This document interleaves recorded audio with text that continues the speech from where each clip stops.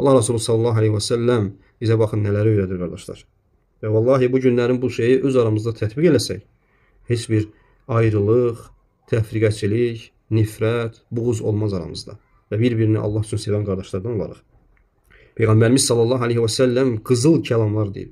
Və buyurur ki, Nəbi sallallahu aleyhi və səlləm, bir-birinizə həsəd etməyin, bir-birinizi aldatmayın, bir-birinizə nifrət etməyin, bir-birinizə arxa çevirməyin, bir-birinizin satışı üzərinə satış etməyin. Ey Allahın qulları, qardaş olun. Müsəlman müsəlmanın qardaşıdır. Ona zülm etməz, onu yardımsız qoymaz, ona xor baxmaz, yəni onu təhqir etməz. Təqva buradadır. Və bunu deyərkən Allah Nəbisi sallallahu aleyhi və səlləm sinəsinə işarə edir. Təqva buradadır, təqva buradadır. Və bir kəsə müsəlman qardaşına təhqir etməsi şər olaraq kifayət edər.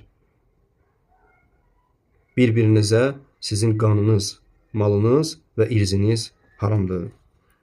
Və fikir verin, burada yəni bir-birinizin satışı üzərinə satış etməyi nə deməkdir?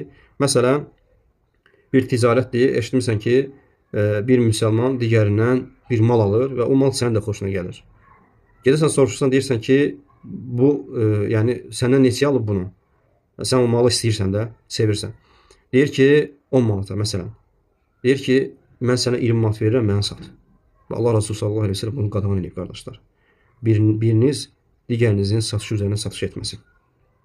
Və Peyğəmbər sallallahu aleyhi və səlləmin bu bizə verdiyi bu gözəl tövsiyə ki var, bir-birinizə həsəd etməyin, bir-birinizə aldatmayın və s. Vallahi bu günlərin müsəlmanların arasında ən çox rast gələn şeylərdəndir. Və sonra da baxırıq ki, insan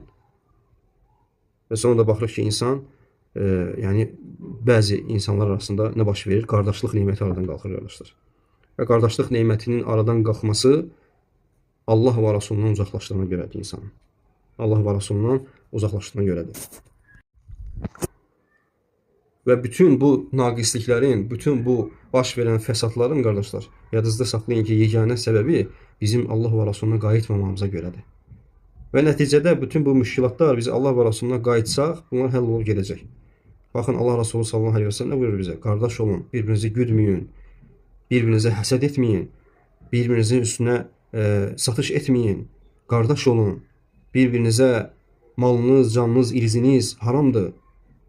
Lakin fəsad niyə görə olur? Bizim dediyim kimi Allah və Rasulunun tövsiyələrindən uzaq olduğumuza görə. Qəlblərimizə bunun nəticəsində kin, nifrət, paxıllıq, həsəd, hətta bir safda ayaqlarımız birləşsə belə, çiyinlərimiz birləşsə belə, qəlblərimiz birləşə bilmir.